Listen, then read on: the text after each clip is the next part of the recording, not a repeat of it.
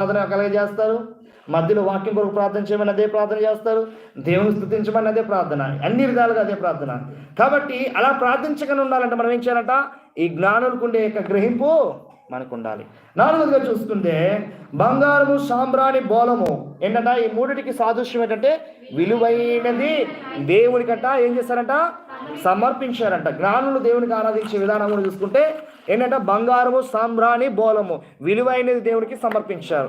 మన జీవితంలో మీరు అనుకుంటున్నారేమో విలువైనది మీ జీవితంలో ఏమైనా ఉన్నదనంటే మీరు అనుకోవచ్చు, నా వెనకాల 10 ఎకరాల భూమి ఉంది, నా వెనకాల లక్షల కోట్లు సంపాదించిన ధనం ఉందని మీరు అనుకుంటున్నారు. వాటన్నిటికీ మించినది నీ జీవితం బహు విలువైనది. ఎప్పుడైనా గ్రహించారా? ఏంటంట? నీ జీవితము బహు విలువైనది, నీ హృదయము బహు విలువైనది. ఆ విలువైన నీ జీవితాన్ని, విలువైన నీ హృదయాన్ని దేవునికి సమర్పించుకోకపోతే అది ఎంత విలువైనది కూడా ఏమైపోతుందట? విలువ లేనిదిగా మార్చబడుతుంది. ఐదోదిగా మనం చూడగలిగినట్లు జ్ఞానులు చేసే ఆరాధనలో ఐదోది ఏంటంట? సాంబ్రాణి, బోలము అనగా ప్రభువుకు ఇష్టమైన ప్రవర్తన. ఏ ప్రవర్తన కలిగి ఉండాలంట? ప్రభువుకి ఇష్టమైన ప్రవర్తన. చాలామంది ఇక్కడ భార్యలు భర్తకి ఇష్టమైన ప్రవర్తన కలిగి నడుచుకుంటున్నారు. మన సంఘంలో చాలామంది భర్తలు భార్యకి ఇష్టకరమైన ప్రవర్తన కలిగి బ్రతుకుతున్నారు. ఈరోజు నీ భార్యకి అలా కలిగి నీ భర్త కలిగి జీవించడం ఎంత మాత్రం తప్పులేదు, అది ధర్మం. దేవుని వాక్యం సెలవిస్తుంది. నీ భర్తకు లోబడి జీవించడం ఇది ధర్మం, నీ భార్యకి లోబడి జీవించడం ఇది ధర్మం దేవుడు. కానీ వాటన్నిటికీ మించి దేవునికి లోబడి నీ సత్ప్రవర్తన కలిగి జీవించేటప్పుడు ఆ మహిమ పరలోకముందున్న దేవుడు మహిమపరుస్తూ నువ్వు కూడా నీ జీవితం ఏమవుతుందట? మహిమపరచబడుతుందంట. దూతలు చేసే ఆరాధన 3 రకాలు ఏంటంట చెప్పండి? మొదటిగా చూసుకుంటే దేవుని నామమును మహిమపరుస్తూ స్తోత్రగానమును చేశారు. రెండోదిగా మనం చూసుకోగలిగినట్లయితే ఆ దూతలు మిగిలిన దూతలతో కూడా కలిసి ఆరాధించారు. అనగా ఏం చేశారంట? ఆ శక్తిని వారు కనుపరిచారు దేవుని ఆరాధించడానికి దూతలు. మూడోదిగా చూసుకోగలిగినట్లయితే తమ కలిగిన ఆశీర్వాదం బట్టి, తమ కలిగిన మేలును బట్టి కాకుండా దేవునికి ఇష్టమైన మనుషులకు కలిగిన అంటే ఆశీర్వాదమును, రక్షణ బట్టి దేవునికి స్తోత్రగానము చేయించున్నారంట. ఈ మూడో విషయాన్ని కూడా గ్రహించండి. ఎప్పుడు మనకు కలిగిన బట్టి మనం ఆరాధించడం, ఎప్పుడు మనకు కలిగిన దాన్ని బట్టి మనం దేవుని ప్రార్థన చేయడం కాదు. మన పక్కన వాడి స్థితిగతులు మారేటప్పుడు వాడిని చూసి దేవుని మహిమపరచాలి. ప్రభా వీడి జీవితాలు మార్చేవయ్యా, ప్రభా ఒకప్పుడు తినడానికి తిండి కూడా లేని జీవితం ఉంటున్న ఈ వ్యక్తికి ఈరోజు 10 మందికి పెట్టి స్థితిలోకి నువ్వు మార్చావయ్యా. ఈరోజు మా ప్రార్థనలు అంగీకరించావు, మా కన్నిటిని చూసా ప్రభాని అని మనం కూడా దేవుని మహిమపరచాల్సిన వారంగా ఉన్నాం. దేవుడికి దుమాలు దీవించి ఆస్వాదించిన గాక ఆమె.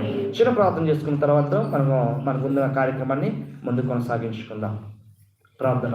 మహాపరిశుద్ధుడా, మహోన్నతుడా, మహాగణుడా మా యేసయ్య, నీకే స్తోత్రములు స్తుతులు చెల్లిస్తున్నాను ప్రభా. ఈ క్రిస్మస్లో ఆరాధన సంబంధించిన 3 అంశాలను మేము ధ్యానం చేస్తున్నాం ప్రభా. మొదటి అంశం కాపురులు చేసే ఆరాధన, రెండో అంశంనైనా మరి జ్ఞానులు చేసే ఆరాధన, మూడో అంశంనైనా మరి దేవదూతలు చేసే ఆరాధన ప్రభా. ఈ 3 రకాల ఆరాధనలో ఒకదానికి పొంతిక లేక ప్రభా భిన్నముగా ఉంటూ వారినైనా భిన్నాభిప్రాయాలు కలిగి ఆరాధించారయ్యా. వారి ఆరాధనలో మేము ఐక్యత కలిగి, వారి ఆరాధనలో ఏకాభవిస్తూ మేము కూడా ఆరాధించే భాగ్యాన్ని మాకు దయచేయమని ప్రార్థిస్తున్నాం ప్రభా. ఇదిగో కేవలం నువ్వు మా కొరకే ఈ భూమికి వచ్చావని, కేవలం మా పాపములను విమోచించడానికి ఈ లోకానికి వచ్చి నువ్వు జన్మించావని ప్రభా. నీ స్వరూపము అయా, నీ సొగసును కోల్పోయి అయా ఈ లోకంలో నువ్వు జన్మించాలనుకుంటే అయా మిక్కిలి ధనము కలిగినట్టు వారు యొక్క గృహంలోనూ వారి యొక్క జీవితంలో జన్మించగలిగినట్టు వాడు, కానీ మాలో ఒకటిగా జన్మించడానికి కోసం ప్రభా స్థలము లేని అయా మరి ఎంత నిస్సహాయ స్థితిలో అయినా నువ్వు జన్మించావు.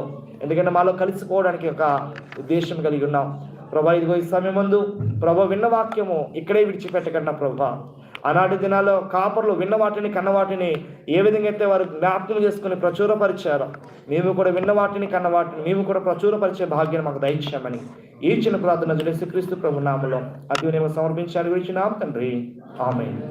ఓకే, ఈ సమయంలో ప్రత్యేకమైన పాట ఎవరైనా పాడదలుచుకున్నట్టు వారు ఉన్నట్లయితే మరి ఈ సమయంలో వారు పాడుతుండగా కానుకలు పట్టుకుందాం. మనం దేవుని కానుకలు సమర్పించుకున్న తర్వాత కేక్ కటింగ్ మనది ఉంది కాబట్టి కేక్ కటింగ్ చేసుకుందాం. మన సంఘస్థులు కాకుండా అంటే మనం ఎప్పుడు పాడేవారు కాకుండా కొత్త వాళ్ళు ఎవరైనా వస్తే పాడడానికి వారికి అవకాశం ఇవ్వండి. ఎవరైనా పాడుతారనుకుంటే నా అమ్రా పాడుతావా? దా పాడవా? సరే, ఏం అశ్విన్ పాడదులే, మా పాడమ్మ పర్లేదు. అభిలా